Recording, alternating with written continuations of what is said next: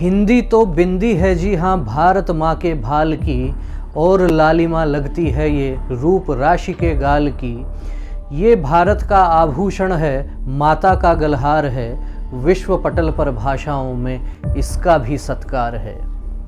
इसे बढ़ाएं इसे बचाएं अपनी जिम्मेदारी है, असंस्कारी दौर में इसकी अपनी पहरेदारी है।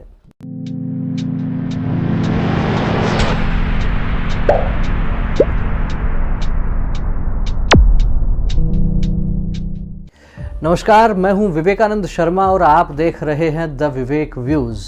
द विवेक व्यूज़ के इस एपिसोड में हम बात करेंगे हिंदी भाषा की। हिंदी भाषा की बात आज इसलिए कर रहे हैं क्योंकि आज विश्व हिंदी दिवस है।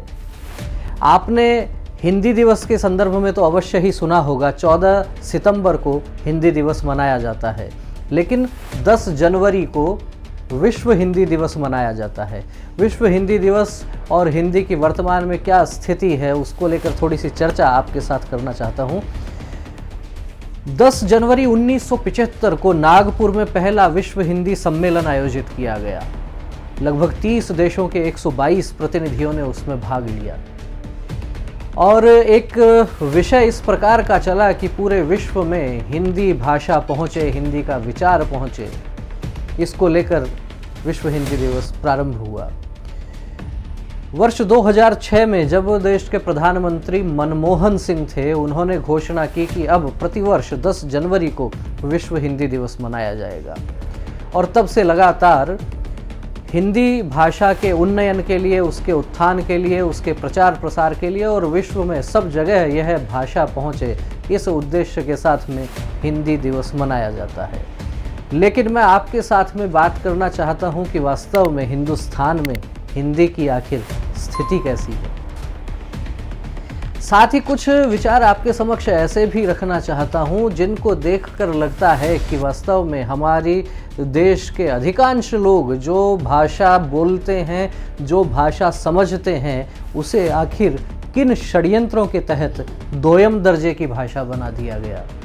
आखिर किस कारण हिंदी को पीछे धकेल के और अंग्रेजी को बड़ी बहन का दर्जा देने के प्रयास प्रारंभ हो गए। एक तथ्य को आप इस बात से भी समझ सकते हैं कि देश में आज भी अंग्रेजी बोलने वाले लोगों की संख्या 10% से 15% के बीच में होगी। उससे अधिक लोग ऐसे नहीं हैं जो अंग्रेजी बोलते होंगे।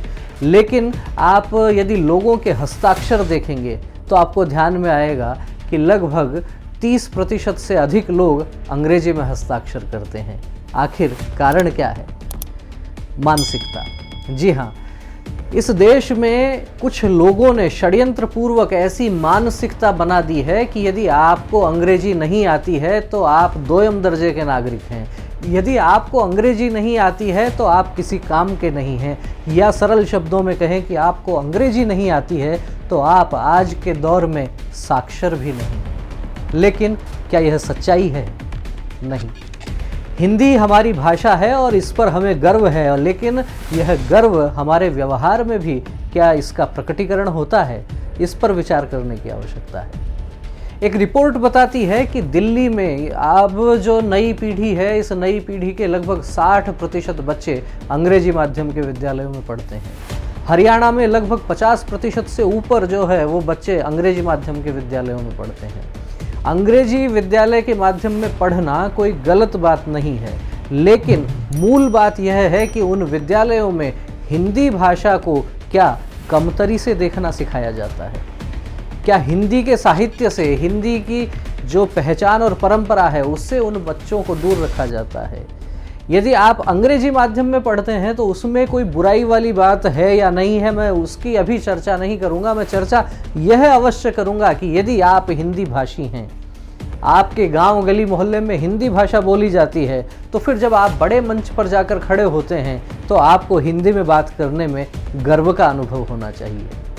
आपकी अंग्रेजी अच्छी हो नहीं हो, यदि हिंदी अच्छी नहीं है तो हीनता का भाव आप में आए, यह बात तर्कसंगत लगती है। और वैश्विक स्तर की यदि बात करें तो ध्यान में आता है आज विश्व में सर्वाधिक, सबसे अधिक लोग जिस भाषा को बोलते हैं उसमें पहले पायदान पर अंग्रेजी भाषा आती है। लगभग 135 करोड़ लोग अंग्रेजी भाषा बोलते हैं। दूसरे स्थान पर चीन की भाषा मैंड्रिन आती है, लगभग 120 करोड़ लोग वह भाषा बोलते हैं। और तीसरे स्थान पर आती है हिंदी भाषा, लगभग 75 करोड़ लोग हिंदी भाषा बोलते हैं। उन 75 करोड़ लोगों में भी हम निश्चित रूप से कह सकते हैं कि 95% से अधिक लोग हिंदुस्तान के हैं। और फिर हिंदुस्तान में जबकि अधिकांश लोग हिंदी भाषी हैं, हिंदी भाषा को बोलते हैं, समझते हैं, पढ़ते हैं, उसके बावजूद आज ये स्थितियां आखिर कैसे बन गई हैं कि यदि आपको अच्छी नौकरी चाहिए, आपको अच्छा पद चाहिए, तो अंग्रेजी भाषा की एक प्रकार से अनिवार्यता सी हो गई है।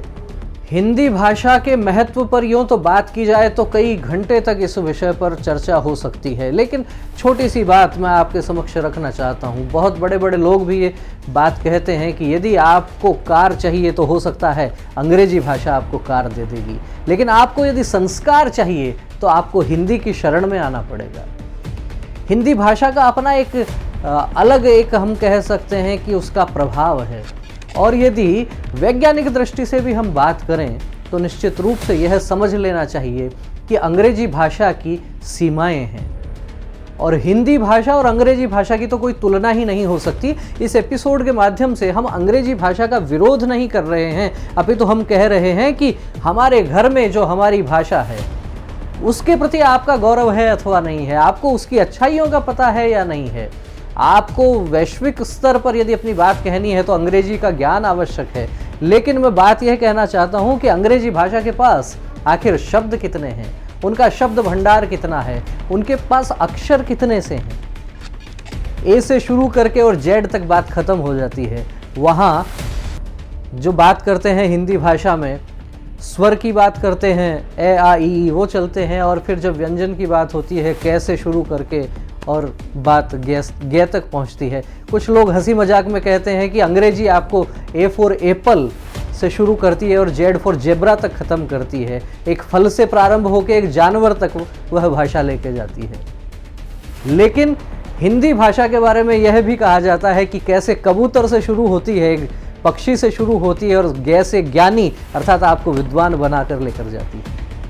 अपने अपने तरीके हैं बातें कहने के, लेकिन वास्तव में बात क्या है? बात यही है कि क्या शासन का, प्रशासन का हिंदी भाषा को प्रश्रय मिला?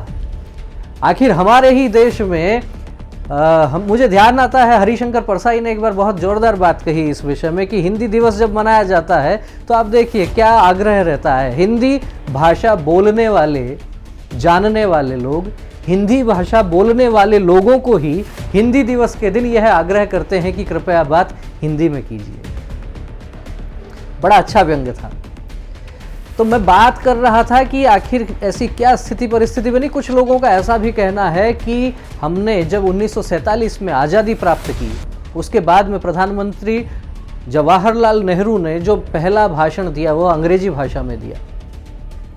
लोगों का ऐसा कहना है कि अंग्रेजों से मुक्ति मिली लेकिन अंग्रेजियत से नहीं मिल पाई। उसके बाद में आप देखिए, मैं कई स्थानों पर यह बात कहता हूं कि देश का संविधान वो अंग्रेजी भाषा में तैयार किया गया। उस दौर में भारत में कितने प्रतिशत लोग ऐसे थे जो अंग्रेजी भाषा जानते थे?